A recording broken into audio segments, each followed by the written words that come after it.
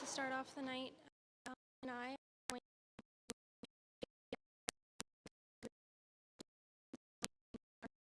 and she will do the part in English.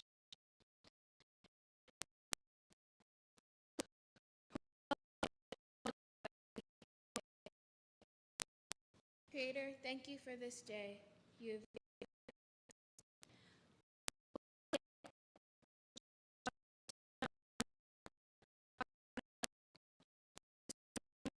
Glaman,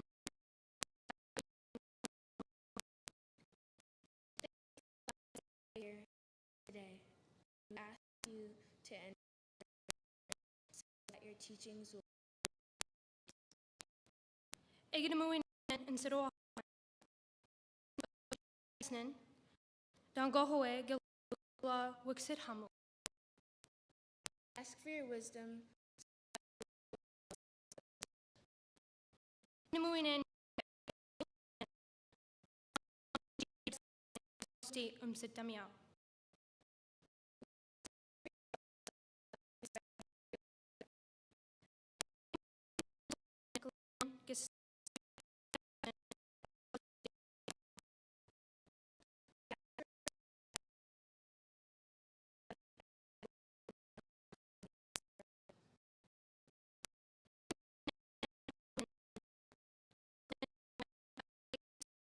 Lalit when We ask for not be Nen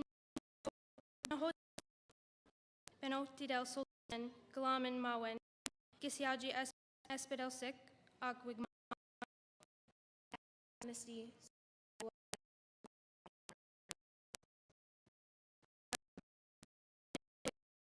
Galam and Gamalamino, Ag Nijak, Mijanach, Nadiliach. Ask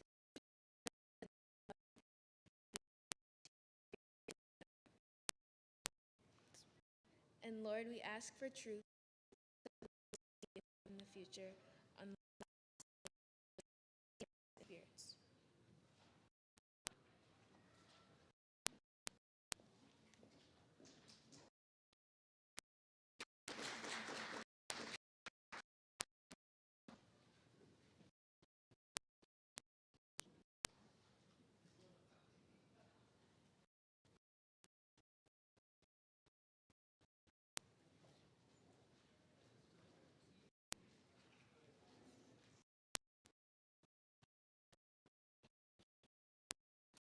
Everyone for coming to listen to what it is we're going to be doing. Musqual LeBlanc, Quay from Keesakoons. McMoggy has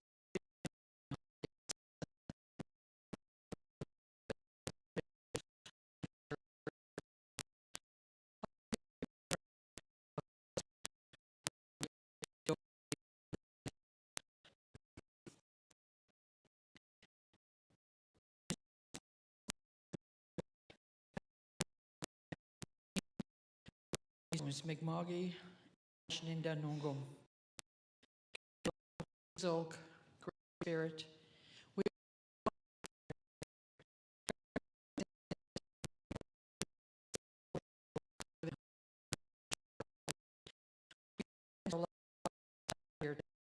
To say, discuss the racial treatments on Turkey.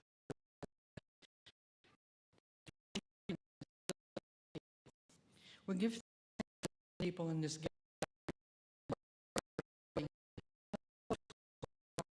respect and courtesy.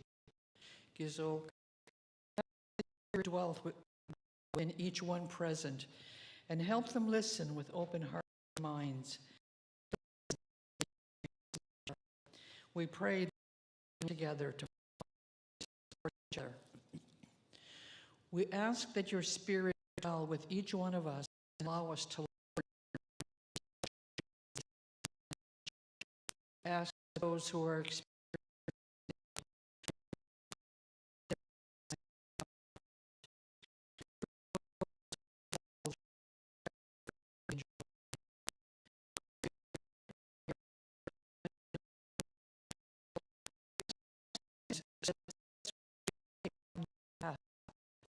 for future generations. Sit Nogmak, all my relations. Aho.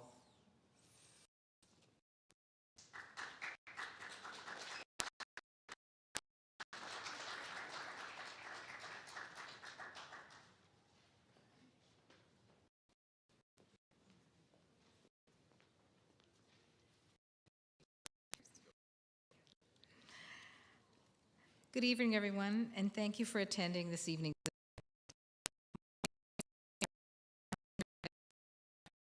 Generation Office. My pronoun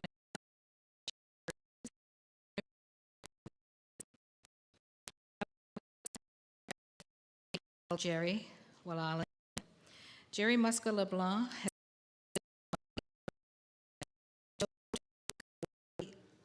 woman. Jerry is a mother, grandmother, and great-grandmother. She is a survivor of the St. Philip's Indian Residential School at the Kisakus First Nation in eastern Saskatchewan. Jerry has received the Jubilee Medal for her work in employment equity and sharing her knowledge with her colleagues and team leaders. Jerry has and still helps people who are treated unjustly. She truly believes she is doing what the Creator has asked her to do. I'm also going to give you a welcome to this territory from a settler's perspective today. It goes beyond a statement. It's a recognition of where we are. It's our role as settlers to do a land acknowledgement because we are guests here. It's our responsibility to thank our Mi'kmaq brothers and sisters, our community, and our elders for allowing us to be here in Nova Scotia to share being on this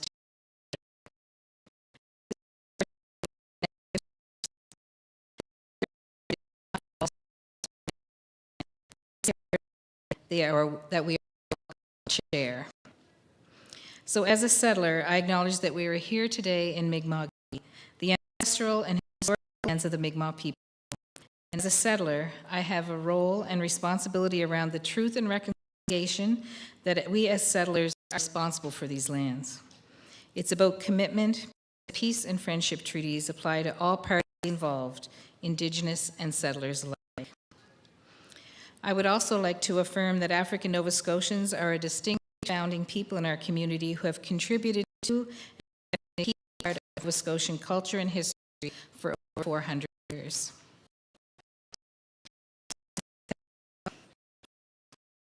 Ikede.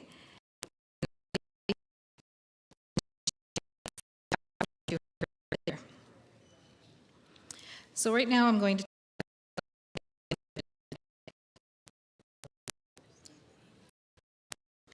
the International Elimination of Racial Discrimination established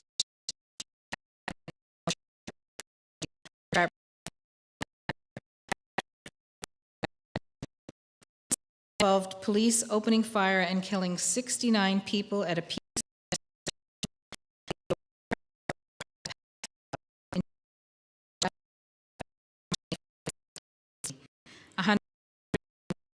old were also injured. The community to increase its efforts to eliminate all forms of racial discrimination when it proclaimed it as a young day. It also called on all program of action to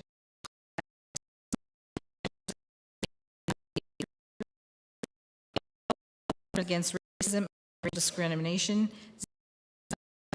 intolerance. 2000.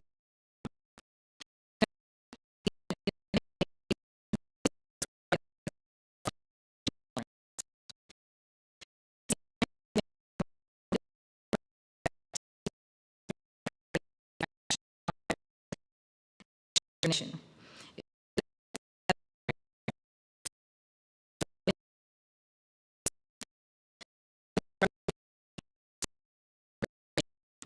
This commemoration also aligns with the Universal Declaration of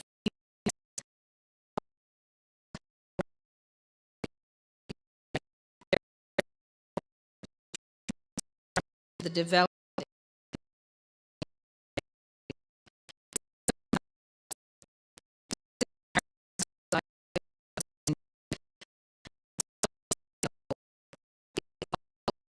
society characterized by intolerance. Everyone's fight. We all have a and we can only accomplish it together.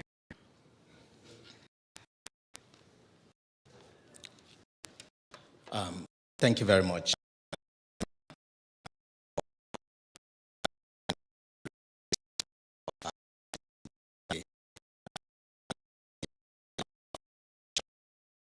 And I also want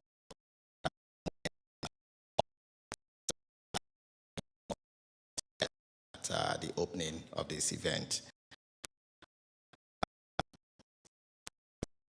And I'm the director of this relation and inclusion with the Nova Scotia Human Rights Commission. And I want to thank each one of you who are here in Paul O'Regan Hall, and for those who are watching online the event tonight. In connection to Tema's remark, I should also point out that this year marks the 75th anniversary of the Universal Declaration of Human Rights. And this declaration is foundational to the many human rights legislations across the world, including our own Nova Scotia Human Rights Act, which gives the Nova Scotia Human Rights Commission its mandate to protect and promote human rights across our province. This declaration recognizes that the foundation of freedom, justice, and peace lies in the inherent dignity and of the equal and family. The declaration further affirms that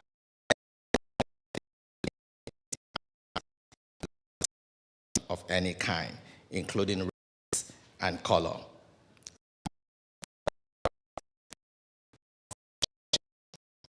We gather here tonight with the full acknowledgement that racism stands out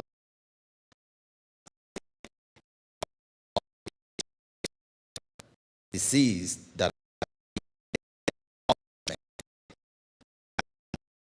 continue to mutate across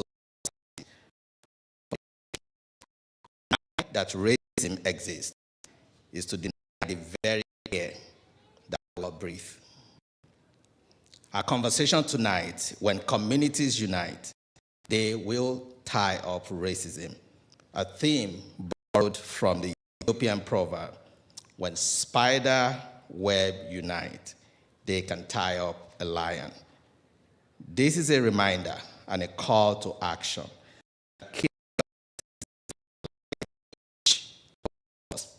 As individuals, as corporations, as governments, as businesses,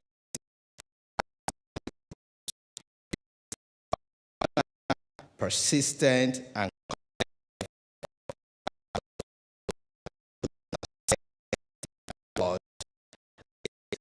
racism is urgent, and we must ignore it.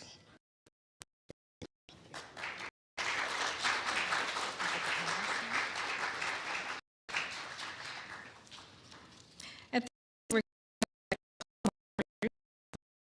of tonight's event, the panel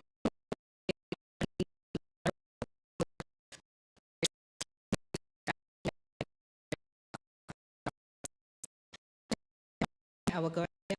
She is grade 10 high school student.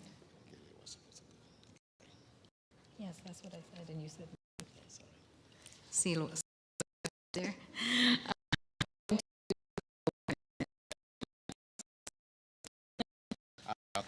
Yep. So we're just um, right,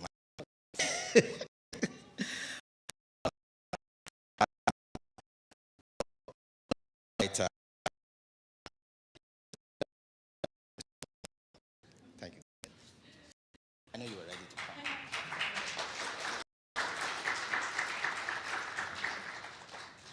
Good evening, everyone. Excited to be here with you today to share space with you. The poem that I'm going to do is titled Resilient Roots, and it's really in dedication of my ancestors and those who have paved the road that we now walk on. Where are you from, and what is your background? Always seem to insinuate a divide. What if I told you your history books lied, and that on this land our roots are tied? There's something significant about being an African Nova Scotian. You can feel it when we talk. It's potent. In the country, they say there's something in the potion, because there's nothing like a Scotian.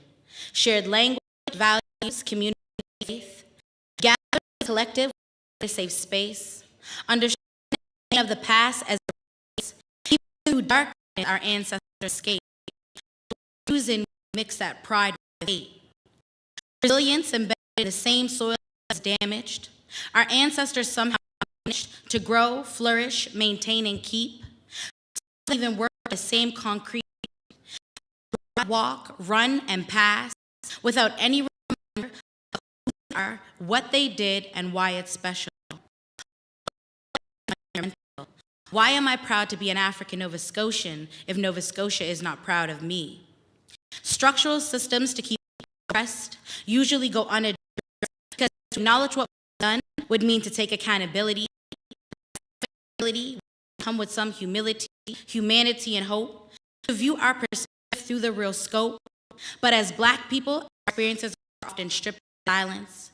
Our cries for help get conveyed as one, and then they try and say that you're not trying. We are forced to thrive in educational and not created for us to succeed, and we ask for better opportunity. That gets agreed. How dare we demand equality? We attend schools where the curriculum doesn't connect. We're often experiencing neglect in the form of lack of respect, surrounded by classrooms that lack culture, diversity, inclusive material to comprehend. The constant migration of Black women and the labeling of our men. And for our white friends, we see those rules. And the part that hurts is it doesn't matter how hard we work, we're qualified, underrepresented, and underpaid, regardless of those foundations. Our communities are over-policed, targeted, under surveillance nonstop, a disconnection with the cops. While violence and sickness plague the elders and the youth, our resistance helps us to continue to push through. Breaking barriers by building bridges, our youth can cross and connect, dismantling years of oppression and neglect. We will one day live in a society where we reflect in all aspects across all boards, because we can only accept what we stand for. Rooted in our history and rich heritage, ready to honor those who came before us, recognizing the needs of those who will come after us. Where are you from? What is your background? I'm an African Nova Scotian from sea to land and land to sea. There's no way you can see Nova Scotia and not see me. Thank you.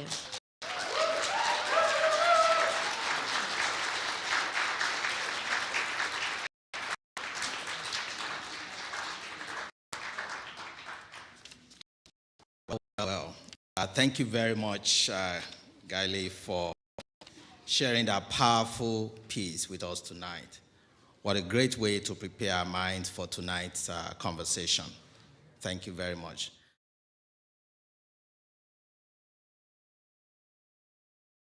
Grade 10 student. She is a spoken word poet, writer, activist, fashion designer, singer, and art illustrator. The founder of Afro-Indigenous Book Club is a book club she created to encourage young people to read books written by Black and Indigenous authors and to share the realities and experiences of Black and Indigenous Canadians. Dominique was the junior artist in residence for Wellness Within, a community organization working for reproductive justice, prison abolition, and health equity. She was also a youth ambassador for Digitally Lit, a youth-led strategy that aims to empower young Atlantic Canadians. Dominique is the youth entrepreneur behind Dominique Creatives, a mask and fashion enterprise that she launched in the middle of 2020 during the pandemic. Dominique was CBC's first artist in residence for the Michael Jean Foundation's Canadian Black Summit held in July 2022, where she hosted an interactive community poetry booth. As a spoken word poet for the past 5 years, Dominique loves to write and perform spoken word poems to bring attention to social justice issues. Please welcome Dominique.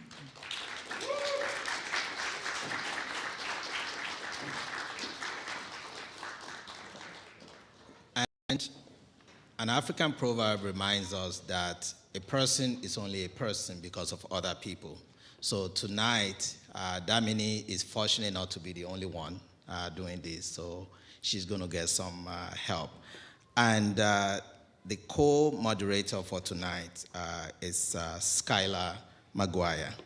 So Skylar is a 22-year-old Mi'kmaq student at St. Mary's University, and she's from the Gloucester First Nation community. She's a 7th generation basket maker and drum maker.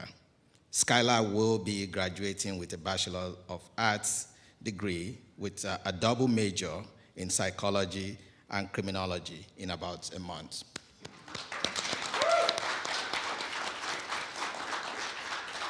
And in addition to her schooling, Skylar also works for the National Research Council with the Indigenous Languages Technology Project as a lead in programming and designing the first app to conjugate verbs in the Mi'kmaq language. That's an accomplishment. Yeah. Good. And last December, this project received an award for Outstanding Student Contribution.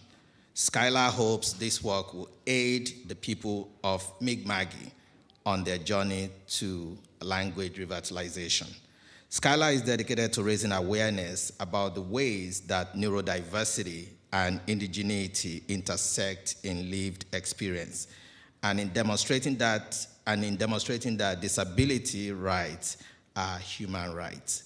As a Mi'kmaq woman, not diagnosed with autism until 2023 due to colonial ableist ideas about how Mi'kmaq women should act, she has since become passionate about helping neurodivergent indigenous people recognize the power and the brilliance that they carry within themselves that oppressive structures have worked to erode. There can be no decolonization without universal access. While some disabilities may be invisible, ableism and its colonial roots is not. So please welcome Skylar to the stage.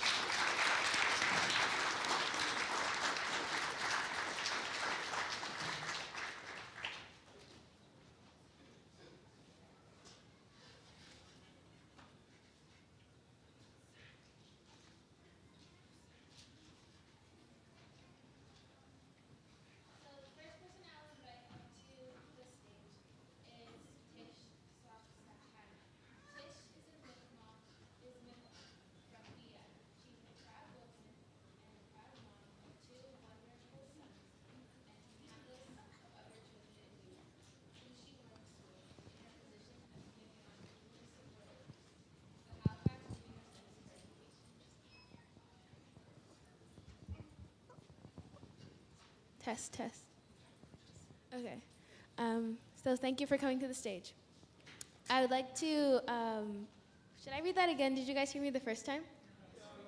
Okay, I'll read it again. Okay. I'm so sorry about that. Okay. So Tish is Mi'kmaq from PEI. She's a proud mom of 2 wonderful sons and a proud mom to countless other children and youth whom she works with in her position as the Mi'kmaq Indigenous Support Worker with the Halifax Regional Center for Education. So I welcome Tish to the stage. Thank you so much.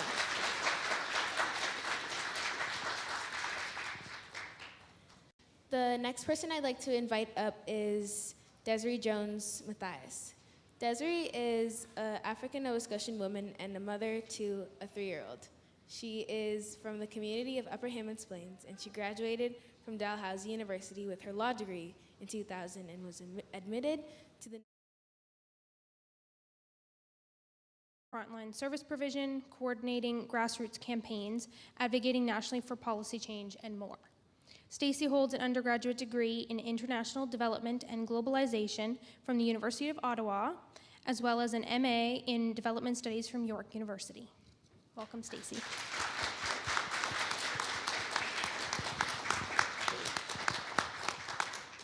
And last but certainly not least, we're going to welcome Christine Quinn Yang. Christine is a public servant, international trade professional, and committed advocate for diversity and inclusion. Originally from, can you pronounce that for me? Fujian, China. She came to Nova Scotia as an international student in 2012 and currently serves as the Manager of Market Development at the Nova Scotia Department of Fisheries and Aquaculture. Both personally and professionally, Christine actively engages in initiatives that promote diversity and inclusion. In 2021, she was recognized as one of the most inspiring immigrants in the Maritimes of Canada.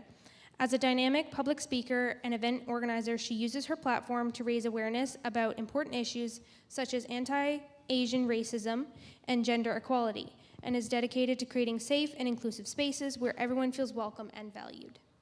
Welcome.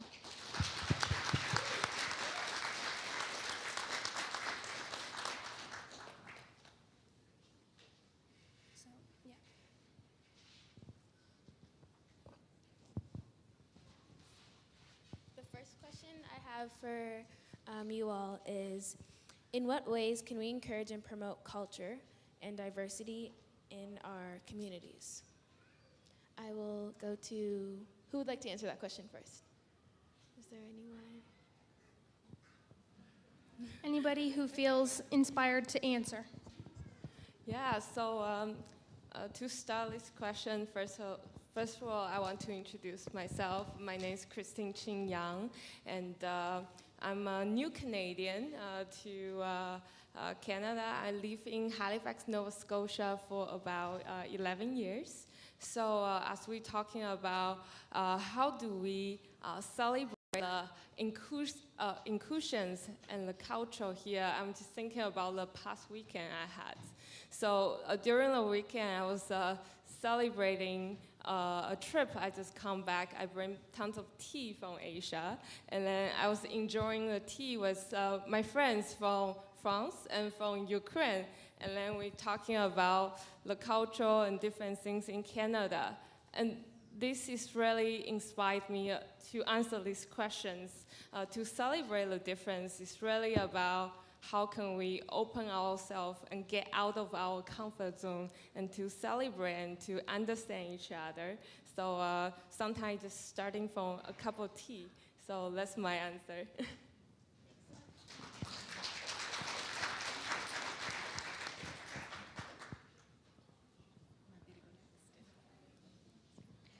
So I'll add to that. My question is, sorry, did you want to respond to that as well? Yeah, I'm happy to respond. Yeah, and as well as anybody else. So as was mentioned, my name is Stacy Gomez, and I think it's important to share where we come from. I'm Guatemalan Canadian, Maya Quiche. There's a history of immigration within my family, and the work that I currently do is around migrant worker rights in Nova Scotia. And in the work that we do, I think there's, when I think about your question, there's two things that come to mind. One is at the level of belonging, so a key message and something which guides a lot of the work that we do is that migrant workers are part of our community. So we primarily work with migrant farm workers and also workers in the seafood processing sector. And Many of these workers come for up to 8 months of the year if they're in the farm work program, and year after year, sometimes over 30 years. And unfortunately, they don't have access to immigration permanent residence in Canada. And so this message of migrant workers are part of our community. Part of it is around inclusion, for migrant workers to feel a sense of belonging here in Canada. And part of it is also around rights and the ability and the right to have access to permanent residence and not only a temporary immigration status. So both of those things come to mind when I think of this question. Thank you.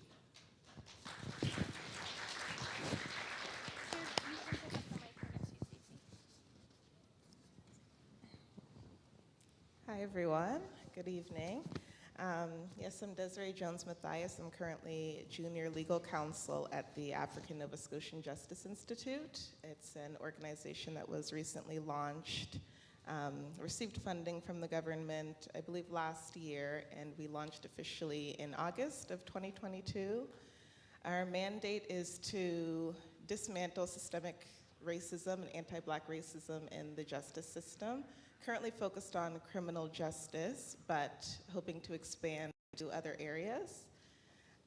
So the question was, how do we promote inclusion and inequity? And through our mandate, if we're successful, we see African Nova Scotians as being fully recognized in the law. We see us tackling overrepresentation of Black people in the incarceration system. African Nova Scotians and members of the Black community would have more dignified interactions with the police and with the criminal justice system, in the courts, at every intersection in that process. And it would promote well-being. African Nova Scotians would have access to wellness programs and resources, services to live their full potential and live lives that prevent them from coming into contact with the criminal justice system. So from the lens that I bring, I think those are the comments that I would make first.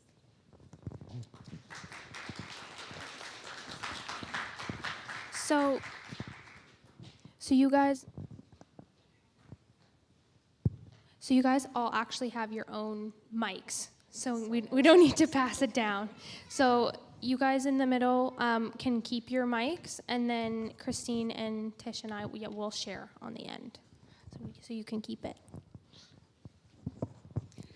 So to promote a culture of inclusivity and diversity in our communities, that's the question. When I first started working at the high school that I'm at for the job of the Mi'kmaq Indigenous Student Support Worker, it never existed before. There was nothing in Spryfield or that side of the Rotary. I asked the principal, what would you like for me to do? And he goes, Tish, he goes, you're in here all the time volunteering anyway.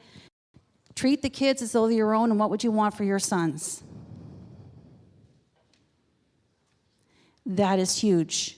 That acknowledgement is huge, because in our culture, my children are not just my two sons. My children are every child who walks through my door. They are my children. The fact that the principal made that statement was inclusive. When I first took on the job, there were only 18 students identifying as being an Indigenous, and I knew there was a lot more because I know the families. And these kids would come to my house. The problem was they didn't feel safe to identify. We need to promote safety. We need to promote that it's okay to be who you are. Within the school by Christmas, we had over 100 students who felt safe enough to identify that they're Indigenous. Currently, almost 20% of the school identifies as Indigenous. Having that safety to identify allows for that diversity and that cultural identity. We also need to have it out there and in people's faces who we are, and that needs to be acknowledged. Downtown, you will see the street that says Black Lives Matter. You will see sidewalks that have rainbow colors, and I think it's absolutely wonderful. But where is there the acknowledgement that every child matters? It's not there. To have that there would promote inclusivity. And we beg to have it there.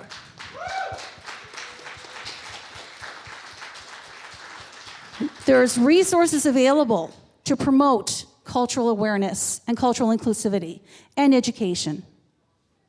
Our culture was stripped from us. Our culture was taken away. It was made illegal to practice our culture. It was made illegal to be who we are. Our people suffered, our children suffered.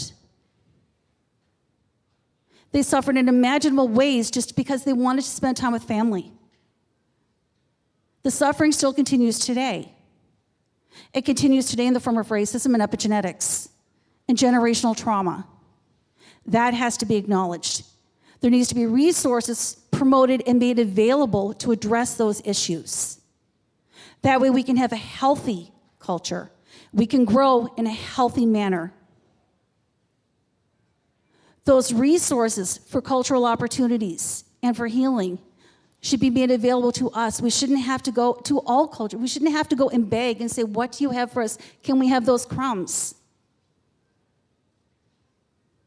The people in those places of power should be saying, here's the resources that we have, and we're going to set them aside specifically for this. What can you do with them?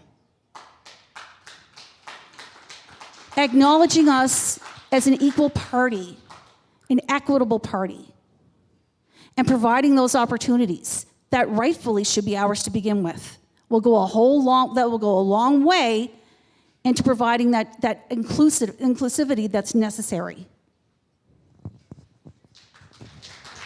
Thank you for that, Tish. So on a lot of the points you made there on needing this safety and inclusivity, my question is, as an autistic Indigenous woman, I'm interested to know your thoughts on how we can effectively create safe and inclusive spaces for people from diverse backgrounds to come together and celebrate their differences.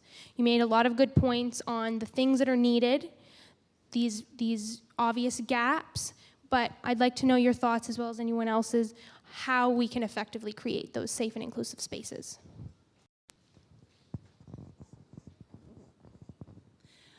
Give us the resources to create the spaces, and we will make them happen. Our culture is inclusive.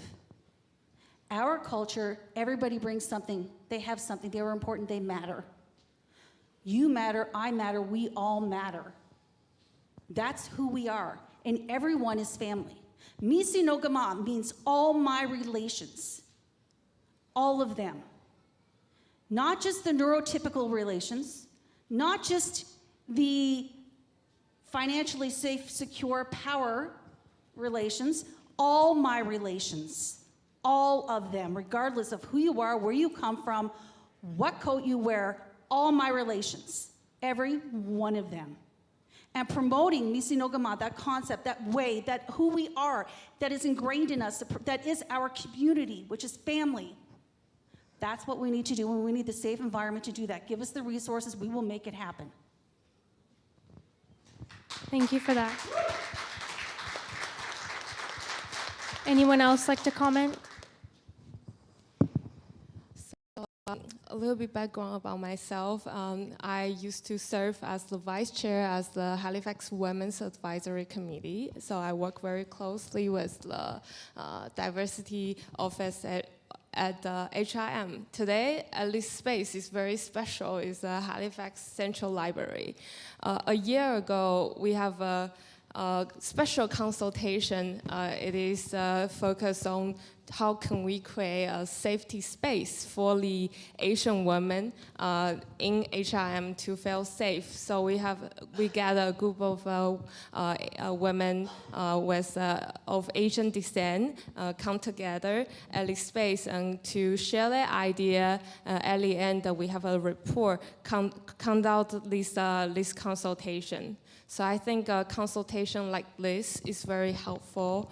And also, I think so important trying to thinking to consider the intersectionality. I can speak from the Asian women's perspective. Like as an Asian woman, we are very often the target of misogynism. For example, what happened 2 years ago in Atlanta, Georgia, the terrible gun shooting to 8 people, and 6 of them were Asian women. And so I think policymakers and people who work on public safety, we really need to look into the intersectionality lens to make sure we create a space safe for everyone, including women. Thank you.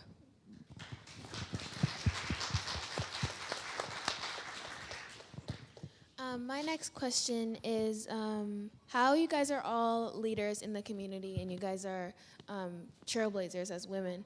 How do you guys think that in communities you guys can promote unity in order to combat racism? How do you think leaders can do that?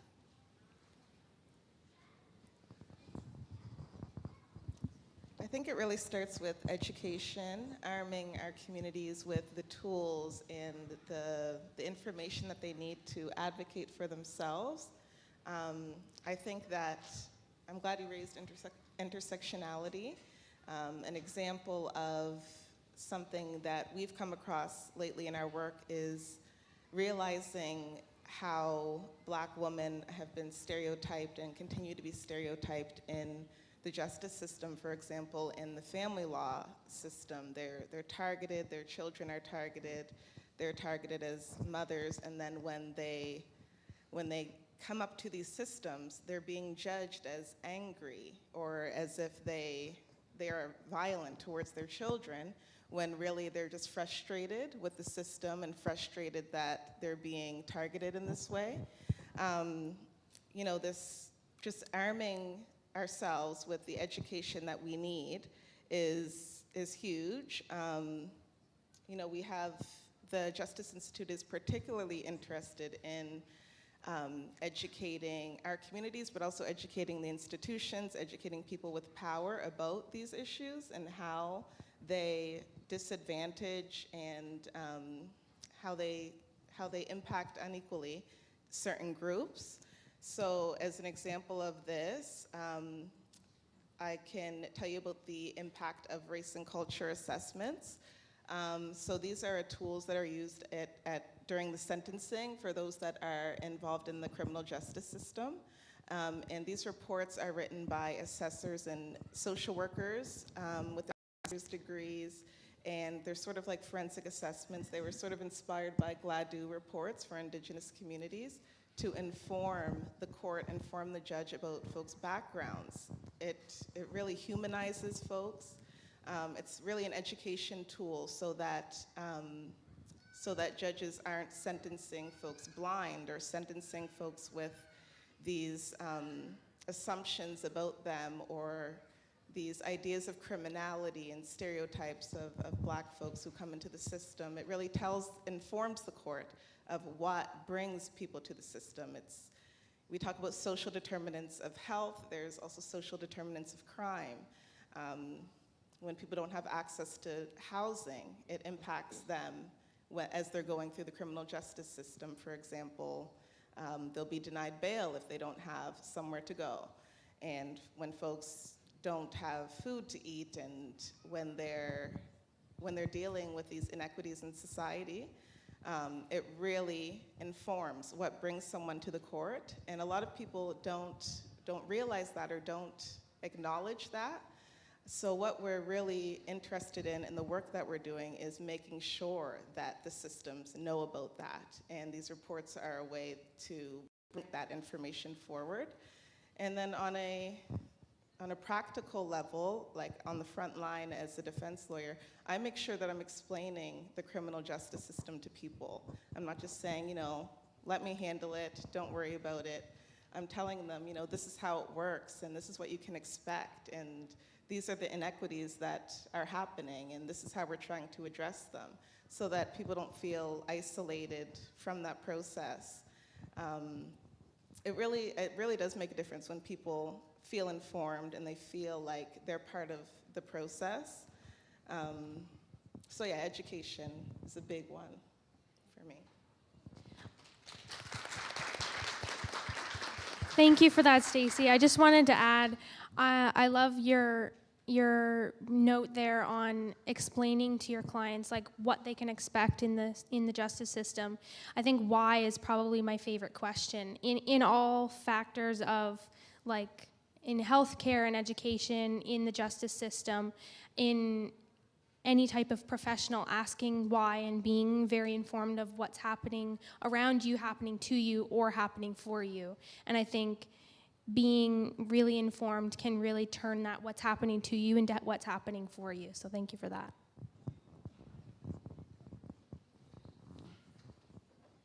So, in regards to community leaders and organizations what role they play in combating racism and promoting unity, my question is, which community leaders? Our Indigenous leaders do as much as they can. Here in the urban Indigenous community, we have the Friendship Center located downtown on Gottingen Street. That is a point of home and community for many urban Indigenous people here in the city. When you're away from home and you cannot connect with your home community, it becomes your home. It becomes your family. It offers many programs. And our community leader, who is in charge of the Friendship Center, tries her best to juggle all the programming and to do all the outreach she possibly can. But whenever the community leader of the non-Indigenous community controls the purse strings and then takes away that funding that allows for those programs to exist, it's detrimental, and programs get cut. The youth program is no longer going to be existing because of program cuts, lack of money. One of the cultural resource workers she's no longer available because lack of money, coming from a non-Indigenous power holder. That power holder who holds the purse strings controls whether or not those resources are available to allow for the cultural education and diversity that's necessary. Education is power. Education is freedom. Education allows for unity. Education eliminates racism. But what we need are the resources in order to continue on with that. Education means everything. Where I work at the school, like I said before, when I first took on this job, there were 18 kids identifying because they were afraid. 8.5 or 9 years later, moose meat is normal at my school. I run a food security program with my Indigenous students. If I'm making stew, the first words out of the kids' mouths, non-Indigenous, is that moose? And if I say, no, it's beef, they're like, oh. It's normal. Going around with ribbon skirts, literally running around with a ribbon skirt on, and I'm hiking the bottom part over top of the front, I'm running down a hall with a ribbon skirt is normal. Seeing the students show up with ribbon skirts is normal. Seeing me going around with a measuring tape around my neck because I'm in the middle of making a ribbon shirt or a ribbon skirt at school with students is normal. Hearing drumming Thursdays is normal. We have non-Indigenous students who come because they want to learn to drum and they want to support their friends, and it's normal. Having the opportunities to allow for diversity to become the common, the accepted, that's what we need to do. That comes with education, that comes with opportunities, that comes with the resources and funding. Those are what we need. That eliminates racism. Thank you. I have a follow-up question to that. As you said, you worked with the kids at your school, and I was just wondering, how has this cultural identity that they've been building, how has it helped them and equipped them to be able to combat racism? Oh, look, they're incredible. They are just incredible. They're not afraid. They have the self-confidence and the self-awareness to understand now that if someone's there looking at them and going like this, the issue, do you ever hear the expression, that's an issue, not an ish-me? They have that ability now, that it's not just words. They have that identity, that it is an issue, not an ish-me. And your lack of knowledge and your lack of self-respect and self-awareness does not take away from who I am. And that goes a long way. That carries through for every aspect in life. That inner strength, that identity, and that security in knowing who you are, and that safety inside yourself knowing it's okay to be me. Every last part of me. And I am worth it. That's huge. And when you foster that in a child and they know that they are loved just in who they are, they're able to be loved, they're worth being loved, and that they're able to love back, and their love is worth it too, that's huge. And that becomes the wall, that becomes a barrier from all the hate and the nastiness.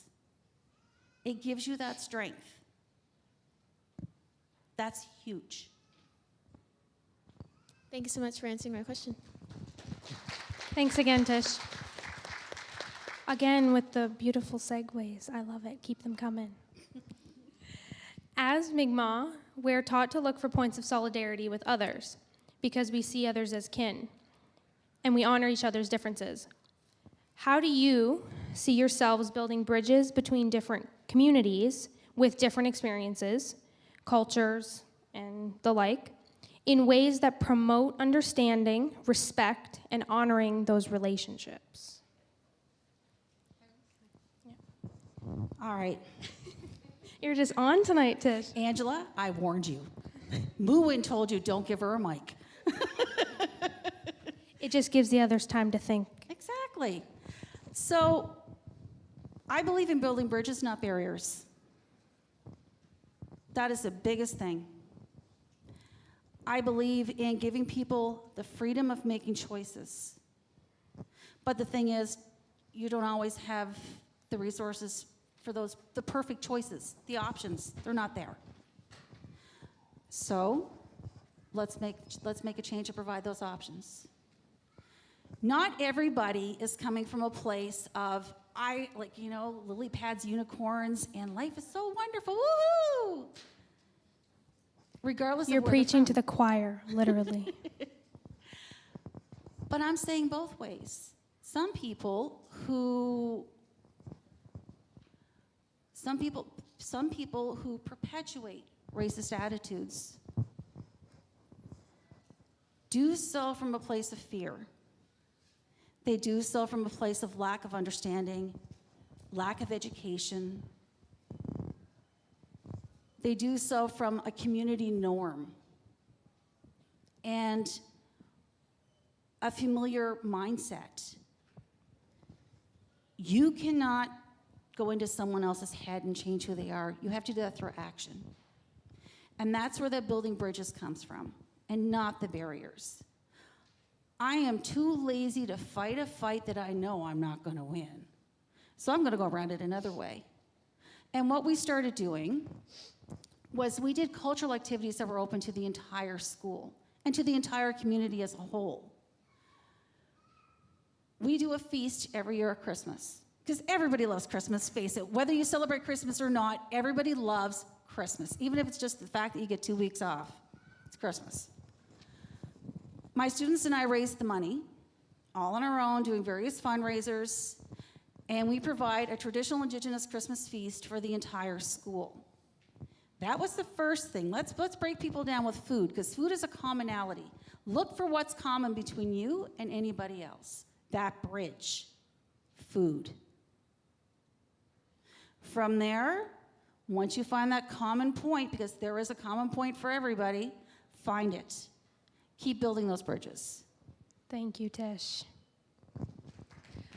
Desiree, I saw a lot of nods coming from you. I'm wondering if you'd like to comment. How do you see yourself building bridges? I apologize. How do you see yourself building bridges between communities? Thank you. Yes, I want to kind of address one of the earlier questions as well, and I'll wrap it up in this as well. In our work, we work with a lot of community leaders. One of the people that comes to mind is Carrie Ann Burnett. She came to Canada and Nova Scotia as a migrant worker from Jamaica. She worked on a strawberry farm here in the province, and she was diagnosed with cancer. She is currently hospitalized, so I want to call her into this space. When I think of community leaders, I think of Carrie Ann, because for migrant workers, it can be very difficult to speak out about conditions that you're facing, inequality that you're facing. In her case, she was terminated from her job after discovering she had cancer. Her private health insurance was cut off. Migrant workers who are in the Seasonal Agricultural Workers Program don't have access to MSI, public health care coverage in Nova Scotia.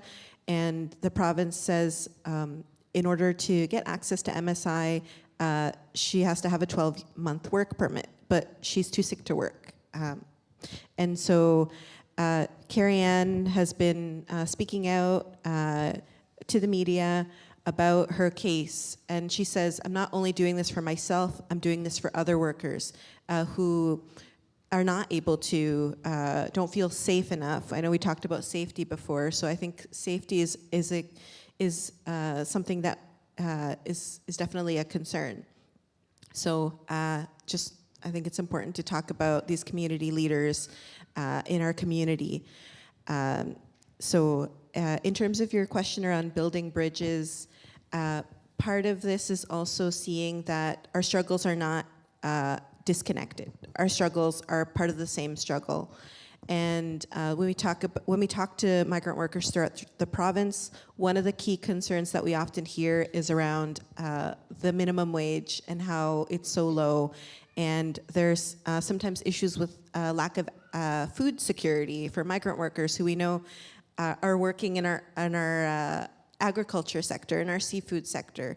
And so this is a big concern. And we know that there are many low-waged workers in our communities that are, so it's important for us to bring together these concerns and to work together to build pressure for these changes.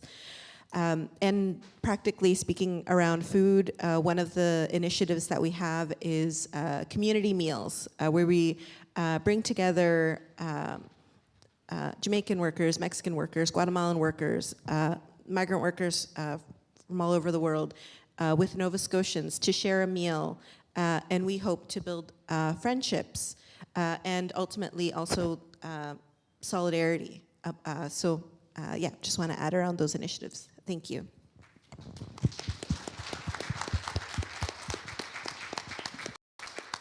I have a follow-up question for you. I was just wondering, what supports do you think need to be provided in order to help migrant workers meet the credentials that they need to meet in order to be supported and to have the necessary things?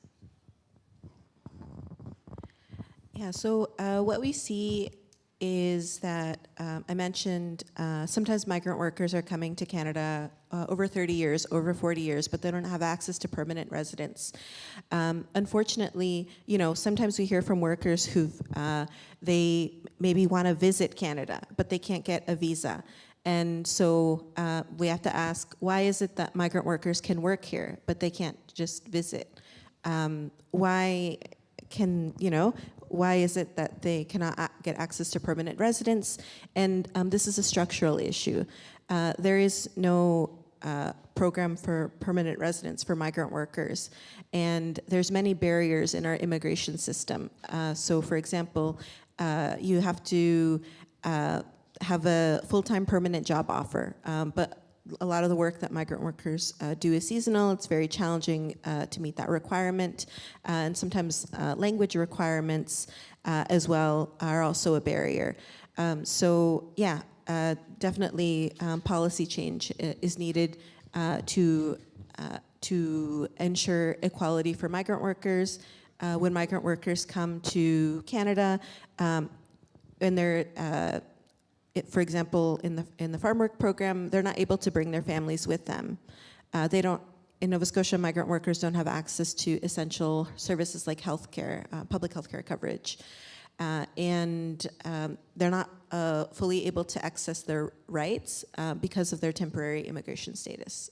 So that's why a key focus of the work we do and of other migrant-centered organizations is for permanent residence access. Thank you. Thank you for answering my question.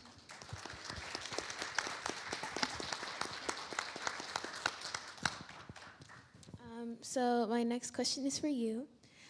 So what advice would you give to young people who are trying to get involved in their communities and help out? I think this is a very tough question because you and Skylar, when the IO was reading the bio, it was so inspiring. So I feel like you too should give me advice. But I would say my advice is really don't be afraid to start from something small. Share my personal experience. So my journey of fighting anti-Asian racism is really starting from one presentation. So as I mentioned, the Atlanta, Georgia gun shooting event happened 2 years ago. It was a wake-up call for me. And then at that time, as the vice chair at the Women's Advisory Committee, I thought I have this opportunity as an Asian, as a Chinese Canadian, I should do something. And then I reached out to the Diversity Inclusions Office and consulted with the Kirk's Office of HRM. And they said, Christine, why not you start from doing a presentation? So I remember practicing the presentations with my friends at the library and asking other advocacy group leaders review my presentation, give me some advice, like how can I better engage to the group. So from that point to many media actually pick up my presentation, really the HRM really have a report on the important issue of anti-Asian racism in Nova Scotia. We need more data to report about the anti-Asian racism incident, and also we need to have more resource and funding to support the safety of Asian people in the community. So starting from something small, and also don't be afraid to ask for help because people are really willing to help me prepare a presentation, review my stuff, and also making the connection. I have colleagues from other departments reach out to me to invite me to speak at their department, and then word by word, and it's very impactful. Thank you.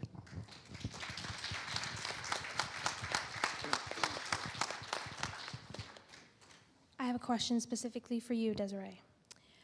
And anyone else is welcome to comment as well, but I'd like to hear from you on this.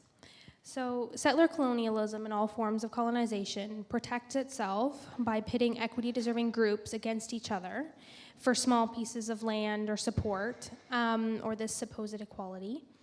Obviously, moving into a world where there's room for everyone requires us to operate together, not fractured. How can we all work together to challenge government and other agencies on issues that inherently affect diverse populations and in ways that stop them from promoting this idea that other equity groups are standing in the way of our success in colonial terms?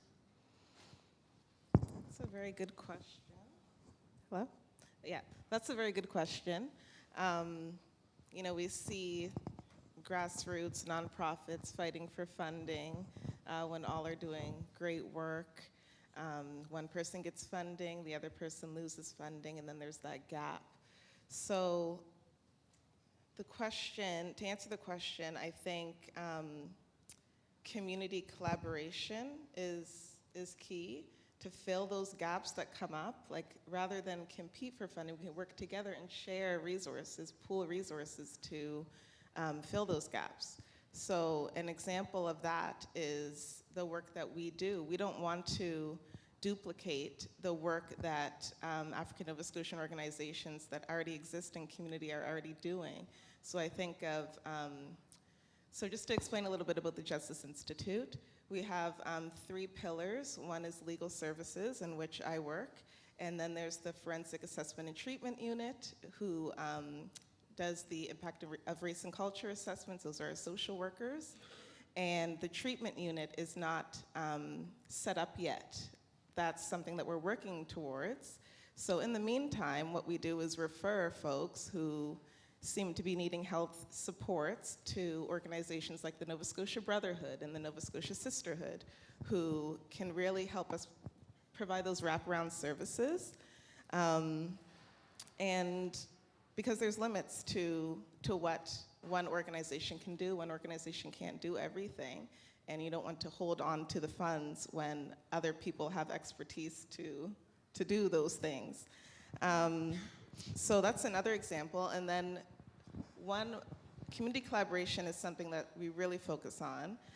There's also the organization called iMove, led by Sobaz Benjamin, and he, yeah, whoop, whoop, love the work that he does. So actually a lot of our clients come from referrals from that organization, and then vice versa, because he uses art as a form of healing for those who are involved in the criminal justice system or at risk of being involved in the criminal justice system. So, you know, supporting his work means that less people are coming and needing criminal defense representation. So it really is key to support the organizations that are already out there, uplift the activists that are out there on the ground, you know, protesting, bringing awareness to these issues, support them, uplift them, make sure that you're paying them for their labor. I mean, we can't do this work alone. You think of the street checks issue. There are so many different people in different spaces that actually had impact to try to address that issue.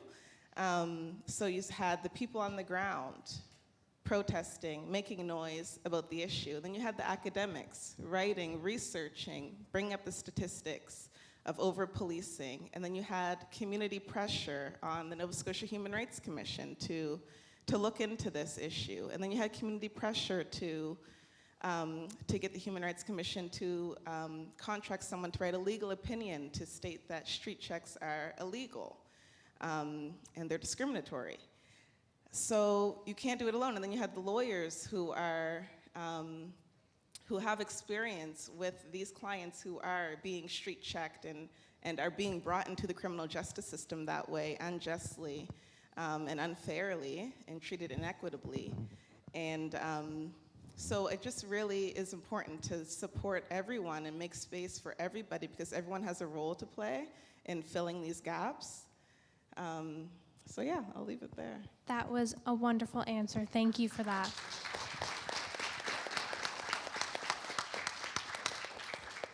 I have a follow-up question for that. As a Black woman, how have you worked and struggled to make your voice heard? How have you overcome the challenges that have come at you? Yeah, it took a while for me to find my voice. Like, on a personal note, I grew up very, very shy, had a lot of social anxiety. I'm even nervous today. But community has helped me to find my voice. Like, I've become so passionate about this issue, closing these gaps, you know, acknowledging systemic racism. Like, we can't say where we're going to go without looking back at where we've come. Like, how can you address racism without looking to the root causes and colonialism and where did everything come from? You often see people saying, oh, what can I do to help? What can I do? Well, you have to go back and learn why things are the way they are. Like, so as a kid, I was really curious. Why is society so unequal? Why do some people have so much more privilege than others? And I really that curiosity really drove how I entered into this field. So I did a lot of research. I studied, racial justice topics, social justice topics to answer that question, why is society the way it is? I went to Dalhousie and I studied sociology, taught me critical thinking skills and taught me to criticize everything, criticize these systems, criticize the structures.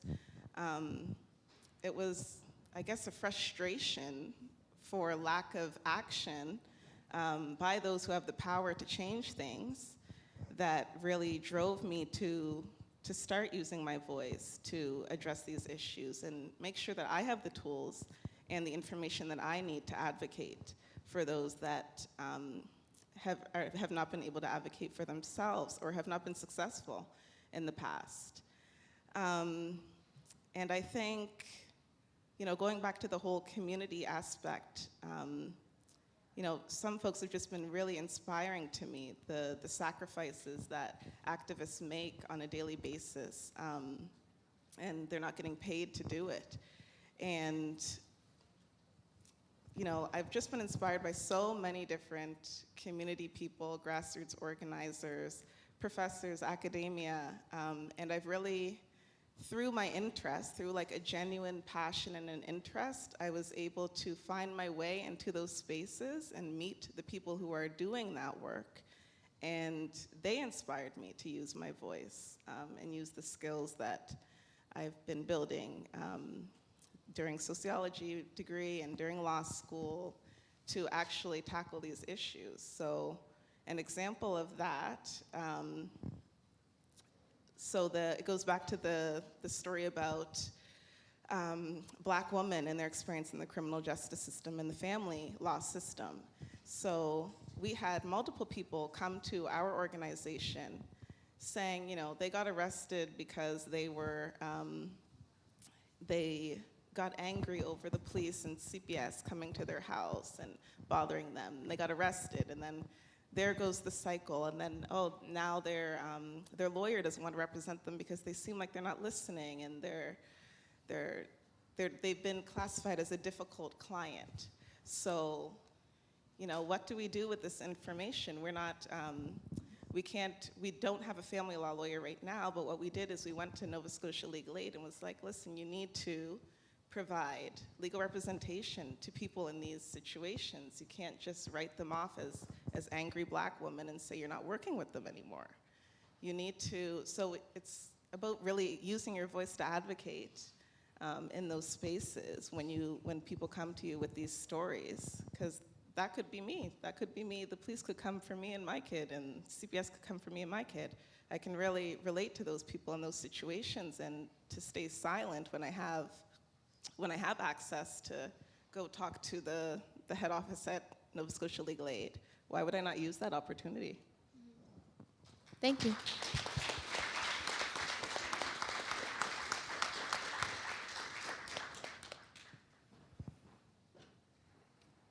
Thank you. There's some amazing conversation here today, isn't there?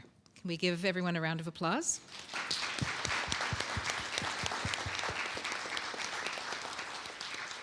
So at this time, I'm going to invite the audience to ask the panelists some questions, and we're going to have Russell and Devin pass the mics around. Both of these gentlemen work for the Office of Diversity and Inclusion, ANSIO, with HRM.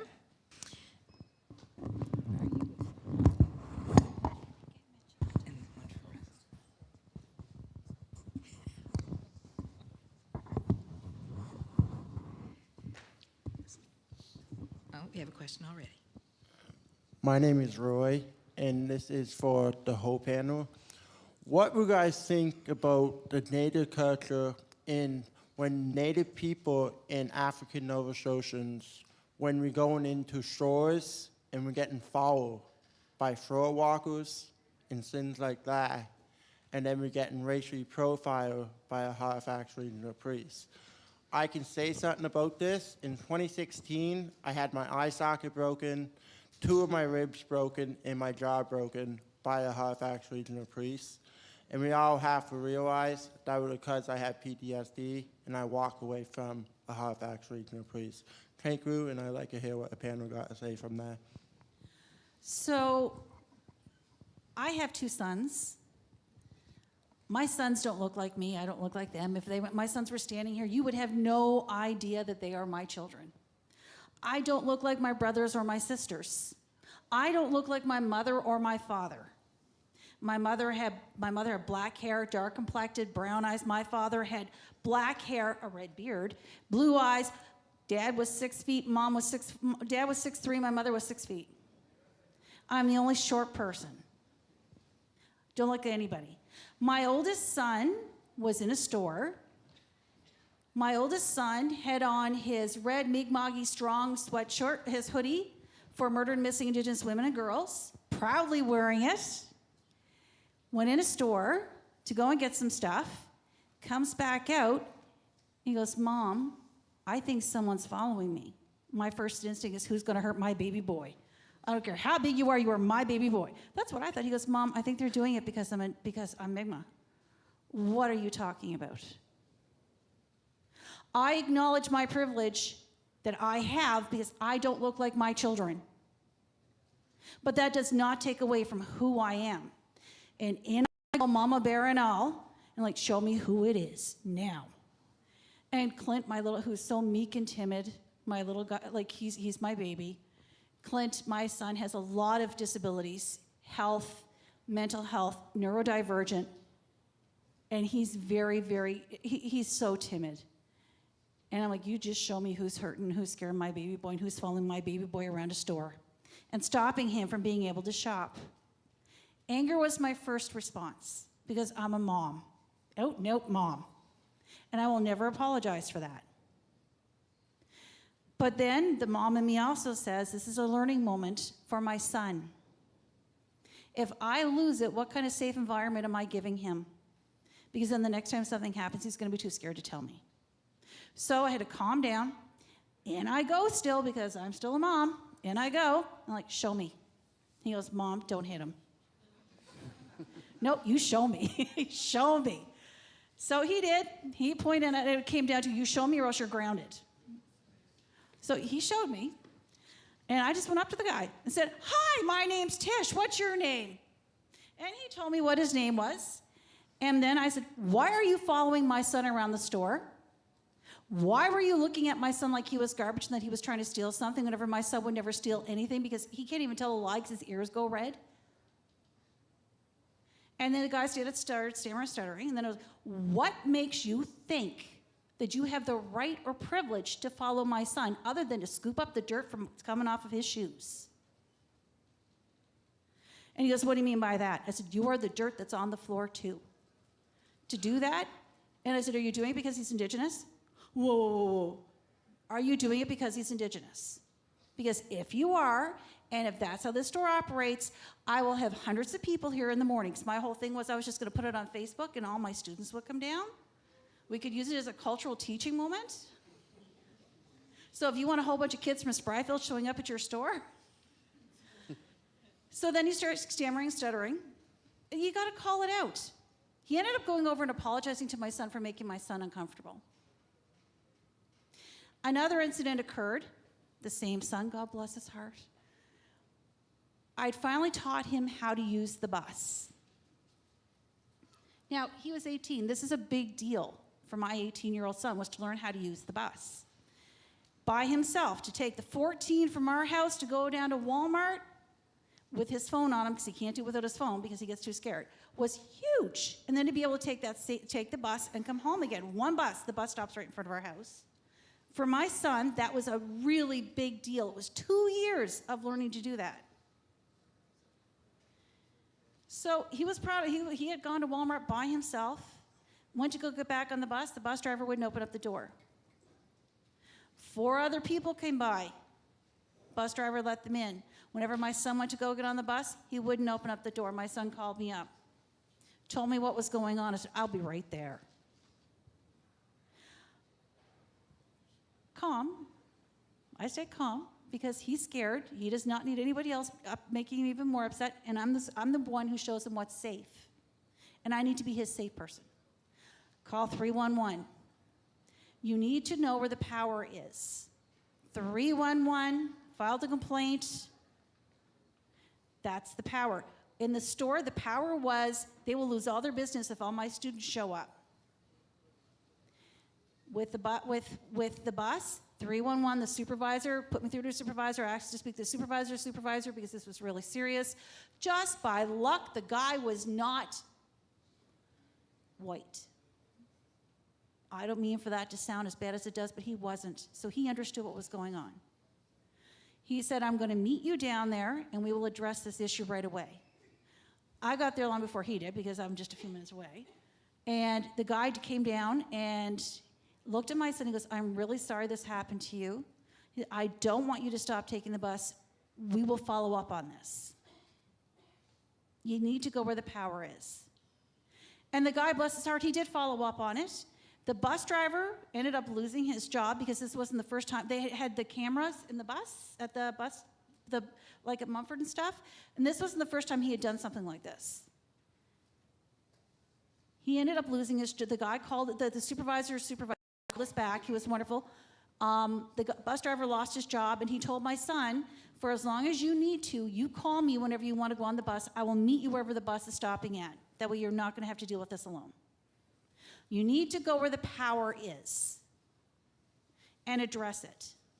But doing it with violence is not the answer. You need to stop and think, come from a place where you can provide safety for yourself and others, and go to where the power is. You need to shift that power.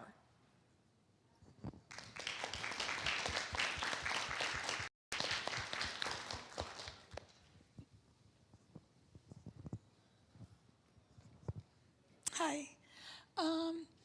As a normal Nova Scotian, I would like to know how we can support the migrant workers. What can I do to help in this situation regarding the migrant workers?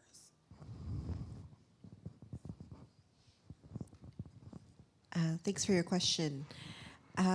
Yeah, I mean, I think that there is always opportunities to support in different ways. For example, right now, I mentioned Carrie Ann's story. Carrie Ann is in the hospital. If anyone wants to send a get well soon message, I think this would be very much appreciated because, yeah, Carrie Ann is here. Her family is not here. We, the community around her, are her support. And so that's one thing.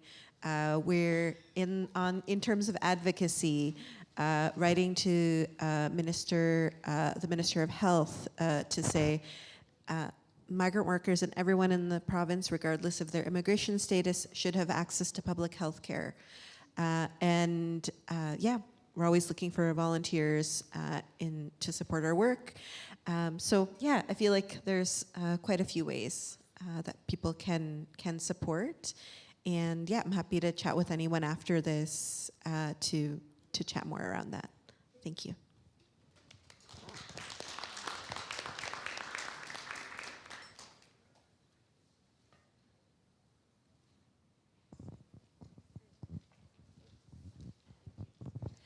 Thank you, everyone. So you've all touched on the question that I will ask, but I just want to hear it again. If everyone can maybe just give one example. I hear you talking a lot about like the upstream and downstream, so what folks are doing on the ground, and then ways that we need to fix the structures, as you said, Stacy, and the power structures, as you talked about, Tish, and that you all talked about. So I want to see like this panel, for example, in those power structures, and to represent the diversity that this province, is. So I'm wondering, how do we get there from you all? And then also, if there was one thing, and I know that you've already given examples, but just for everyone in the room and myself, like if there's one thing that we can do right now to fix even just one of these issues that we're talking about in the fight against racial discrimination, what's the one thing that you all can do? And I know that's kind of a big question, because how do you narrow it down? But I guess those are my two questions, if you could speak to one or both of them. How do we get there where the power structures are representing the diverse communities that we have? And what's the one thing that we can all in this room leave today and do tomorrow? Thank you. The power structures need to be changed. Our diverse communities actually are the power structures. The power structures that exist are the illusion. And that needs to change. In regards to what we can do personally, one person. That's it. One person. I cannot change anybody else. I can control me. I can change me. I can choose how I want to live my life. I can choose the example that I want to set. I can choose how I want to relate to others. Then I can hope that it's something that's positive and that others might want to join in. One person.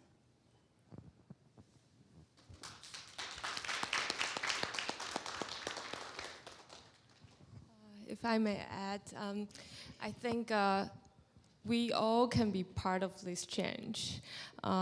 There's a number I learned from research by the Toronto Metropolitan University. They have an institution called Diversity Institution. What they find is in Halifax, in about 2020, we have 11.4% of racialized resident, but only 6.7 percentage of racialized people serving for the agency board and committee.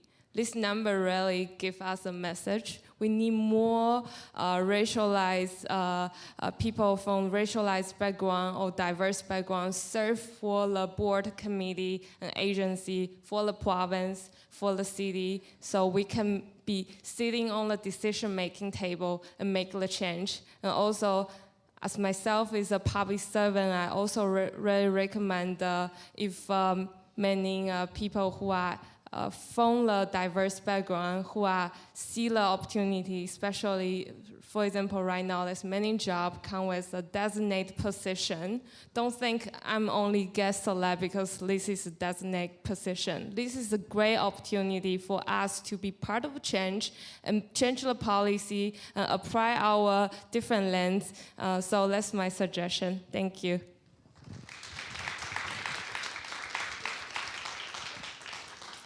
And you have to be not to be afraid to show up and take up space in these spaces that have such powerful people making these decisions. Like, be courageous, be brave, and be confident that you belong there and that you have something to offer. Like, the status quo, as it is right now, you know, it has to change. It no longer makes sense to uphold the status quo as it has been. The same people who have been in power making these inequitable decisions over and over again.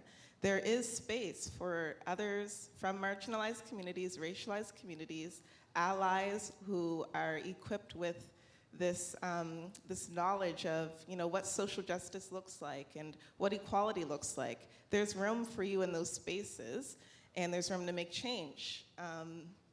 The law is behind you. The law is shifting towards justice. At the Supreme Court of Canada, they're saying, you know, courts have to recognize systemic racism. Organizations have to recognize systemic racism. You can't ignore it anymore. It's basically illegal to ignore the existence of systemic racism.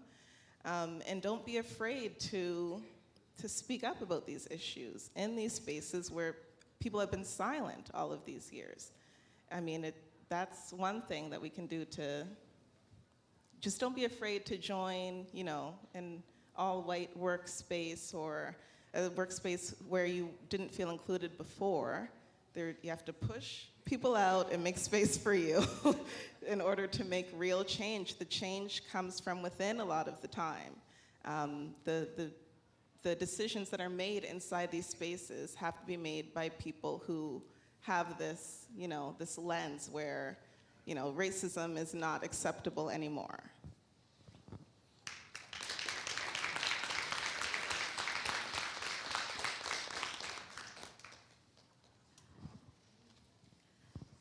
I would agree with what has been shared before when we talk about people who are in power. We're often talking about politicians, but I believe in the power from below. We talked about that. I think multiple people on the panel have shared around that. And I think that there's tools, including, I think, often the media, where we can get our voices out, and I can have more of an equalizing impact in terms of power. Definitely not always the case, but yeah, just seeing. I think it's important to see what tools are out there to amplify the messages and the stories that will really, ultimately create the justice that I think we're all seeking. Thank you. So it's just another question over here from the audience.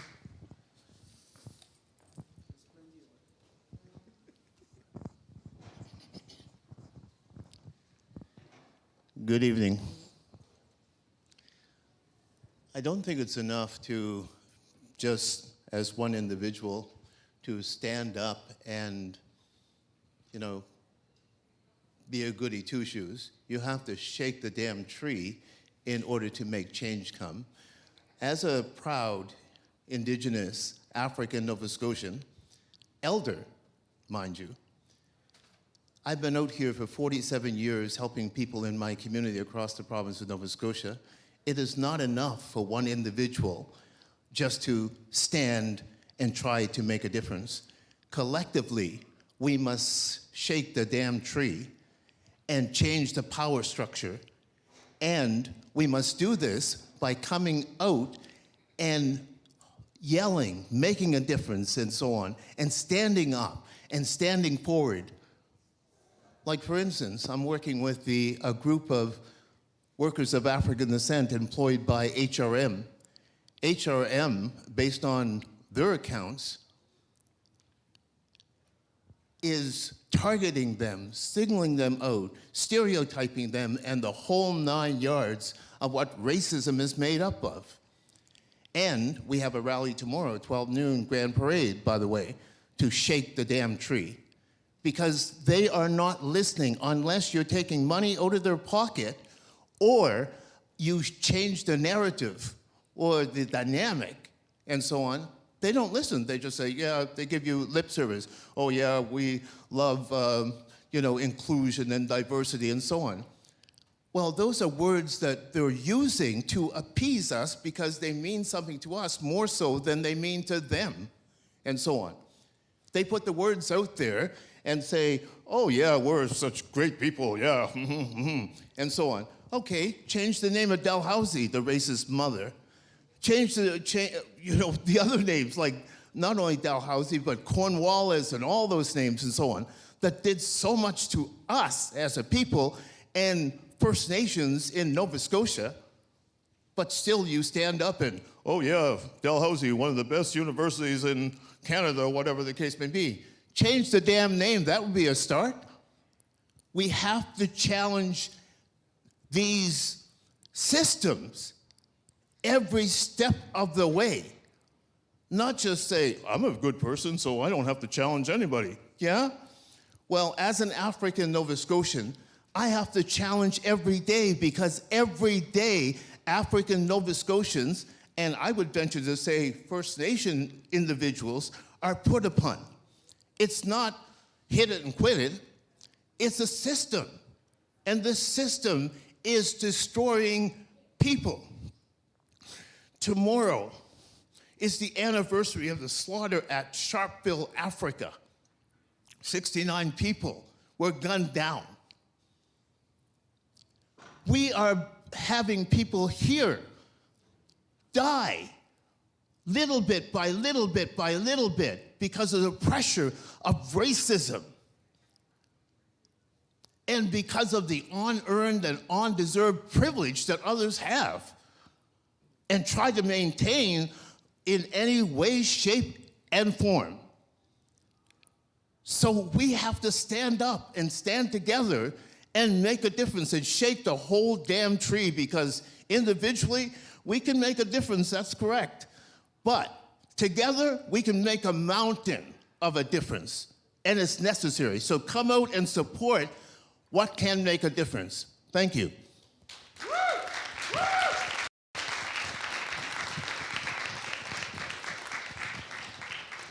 How y'all doing? My name is Chris. I'm part of QB 108. We all know water doesn't flow uphill, and the problem starts at the top. And if we could flush out the issues of the systemic racism and everything that's going on, I think we have a great chance at removing some folks in places of power and starting fresh. I will be supporting my fellow workers tomorrow at the Parade Square as well, so we'd like to see you all there. 180 million people. Our indigenous, we understand the deaths, we understand death too and the toll it takes. 180 million. Approximately 180 million people who were indigenous were killed and slaughtered when colonists came here. 180 million. We understand the toll. And I'm a member of CUPE. And we get treated horribly. We deal with systemic racism in the school board all the time, given our positions. All the time. Within the category of my position, we deal with systemic racism. And one person, to you may not be much, but one person is a start. And as you said, you need to find your place. That one person has to go in and take their place. When that happens, that'll allow for 2 people and more people and more people. But it needs to start with 1. That's the beginning. That's the start. That's the catalyst, is 1. We are the hopes and dreams of those 180 million that were killed. We are the hopes and dreams of 175,000 that were sent to residential schools. We are the hopes and dreams of 6,000 plus, actually it's now over 10,000 plus children who were murdered. We are the hopes and dreams of our parents, our grandparents, and our great-grandparents. We are 1. And each one of us collectively, we're pretty powerful. But it starts with 1. Because within that 1 are all the generations that have come before us and then all the generations that are going to come after. And those ones that are going to come after are going to be some powerful lookout world. We all have the power to promote change. But it has to start with us, or it's not going to mean anything. If you're not changing who you are inside and living that change, then you're a hypocrite whenever you go out there and try to promote it to somebody else. And it will fall flat. But it starts with 1. It's a start. And we all need to come together, all together, to promote effective change. How do we get rid of the barriers with all the different diverse cultures coming together in order to have that strength? It's everybody supporting each other equitably, supporting one another equitably. It's not sitting at a table. It's taking the table apart, chopping it up, setting it on fire, and we have our sacred fire, and we're all sitting around the fire together, equitably. And then we promote change. Thank you so much, Tish. It takes a spark to start that fire, doesn't it? I'm just going to take that as your final comment tonight. Is that okay? And we're going to move along for a final comment from all of the panelists and our moderators. Thank you. It's been mentioned tonight, intergenerational trauma, racial trauma. Racism is a silent killer. It does impact people in significant ways. We need to acknowledge this. We need to acknowledge racism as a health issue as well. And like you said, support each other. Make sure that we're uplifting those who are doing the very hard work. It's not easy at all standing up. It's not easy at all being the only one. It's not easy at all being the one to speak up and call out to those who are practicing racism in its various forms. Support, support, support, support. Educate yourself on what racial trauma does to people, and that can inform how we change policies, change practices, and reverse this phenomenon of systemic racism. That would be my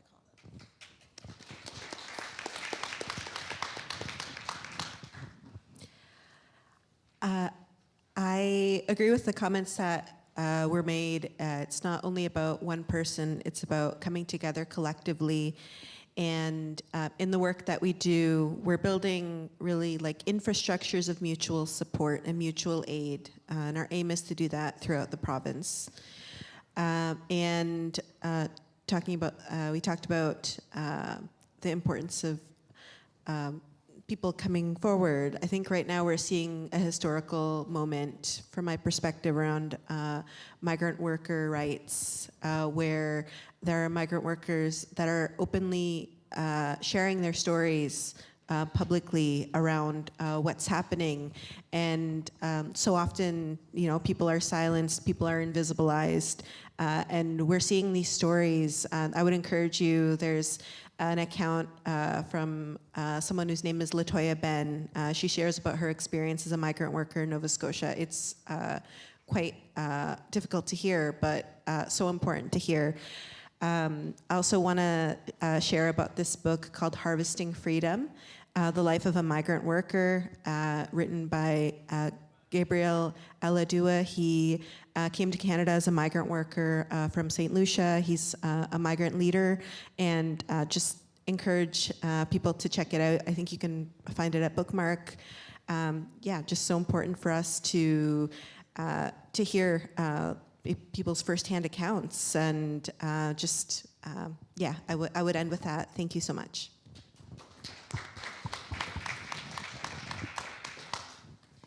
Thank you. So tomorrow is the International Day of Elimination of Racial Discrimination. And also today, while I'm here, I also want to take the opportunity to acknowledge this year, 2023, mark 100 years anniversary of the Chinese Exclusion Act. So 100 years ago, the Senator of Canada actually passed a law to prohibit Chinese immigrants to come to Canada. This act lasts for about 24 years. So this year is 100 years anniversary of that. And as we reflecting on the history and also be aware what's happening right now, the rising anti-Asian hate and also other kind of hate among our community. I think as all we discussed tonight is so important for us to unite together. We are not alone. We're gonna be on the fight together. We will use our own way to fight racism. And then, thank you very much. Thank you so much to all the panelists. And before we end, I'd just like to share a few of the last words from my poem, Together We Stand, because I thought it'd be fitting. From Halifax to North Preston, to East Preston, to Hammonds Plains, to Weymouth Falls, to Acaciaville, to Truro, and all the way to Sydney. Together we stand. We are the iron nails nailed into the roots of this country. This country is just as much ours as it is yours, and together we shall stand. Thank you. Thank you, Dominique. With this great conversation tonight with everyone, we talked a lot about topics plaguing our lives today, and I just want to leave room to acknowledge the fact that, the reason we have equity and inclusion today in the first place is the generations of ancestors before us who advocated for it. And of course, the work that we've already done and we're doing now, and we don't all get to sit in a room like this, of course, by accident. Thank you for everyone coming.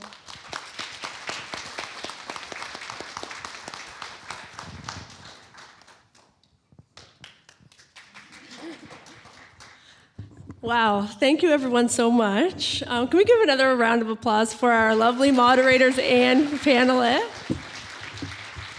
I think I have a crew that's going to help me set up, so while we do that, and I shake off a little bit of these nerves, excuse me, we are going to finish the evening with a song. And I see Elder Jerry coming on up to maybe give us closing remarks as well. I also just wanted to give space for what we see right here, and all of your last words spoke to unity. And this is the title of the event, When Communities Unite. They will tie up racism.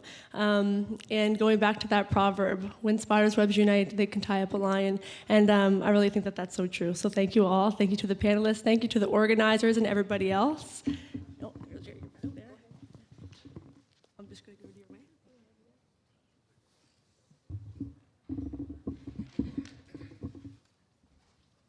So, this song, thank you.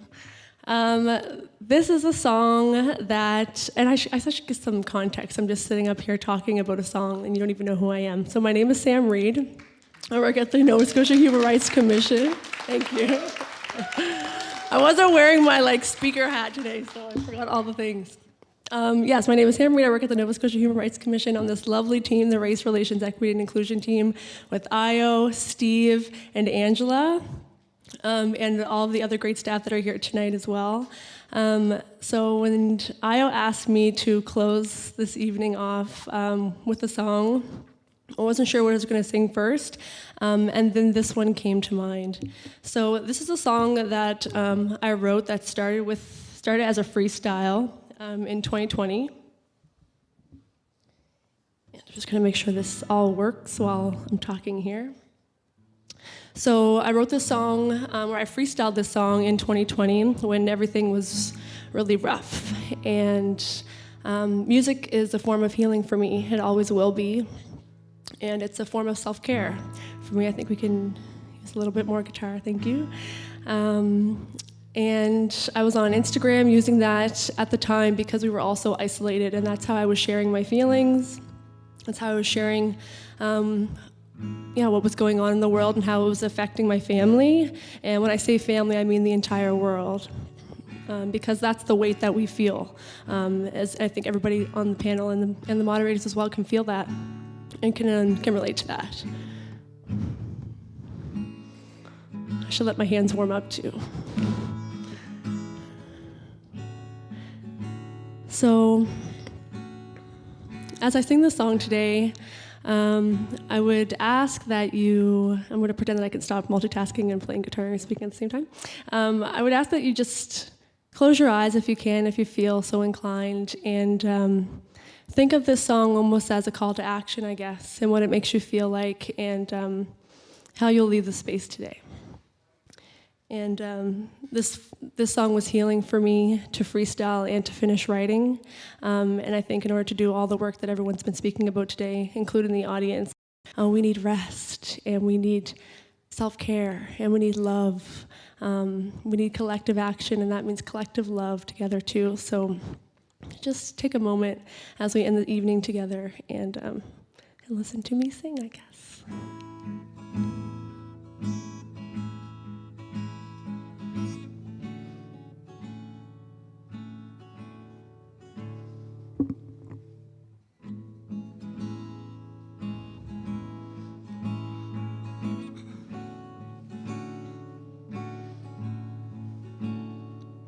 Something's changing. Why can't I breathe? I have lost here. I can see.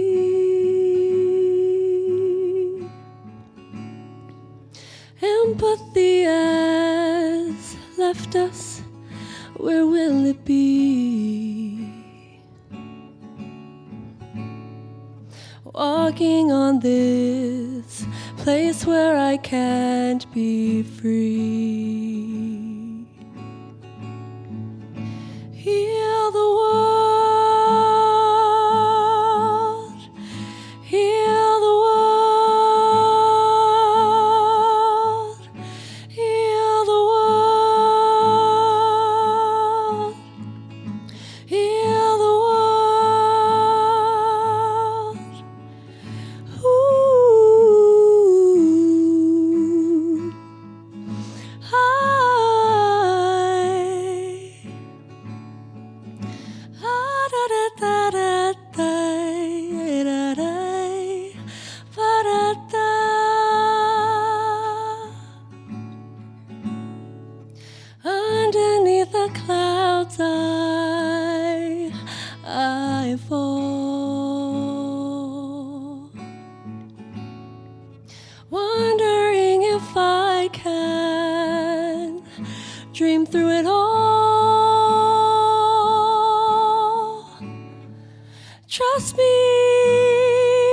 Trust me if you can.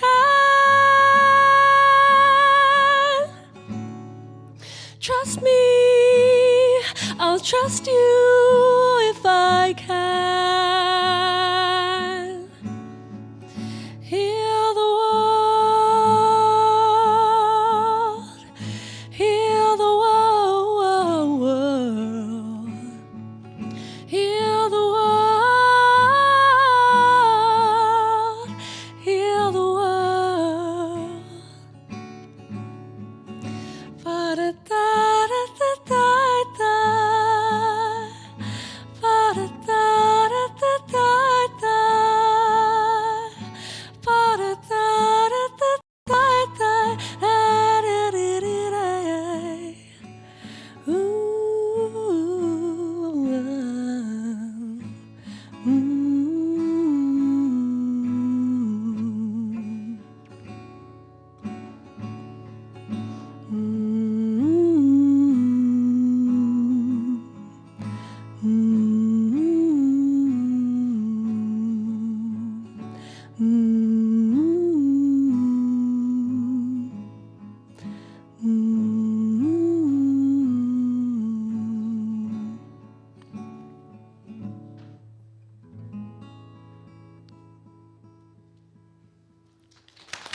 Thank you.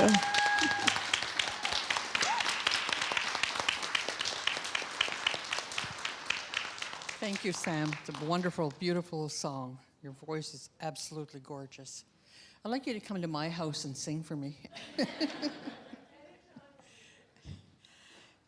Sam is in the African Nova Scotian liaison and education officer with the Nova Scotia Human Rights Commission. Creating art as a means of self-care, Sam incorporates her passion for community, social justice, mental health awareness into her music and artistic projects. She's devoted for creating spaces, safe spaces, sharing stories, and advocating for youth, emphasizing music and writing as a form of healing. Sam works to instill confidence, self-pride, and unity within her community, encouraging the power of expression and finding strength within.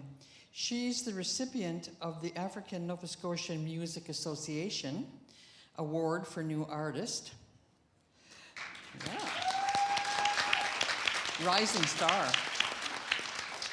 And has received award nominations from Music Nova Scotia and the East Coast Music Association. Thank you, Sam.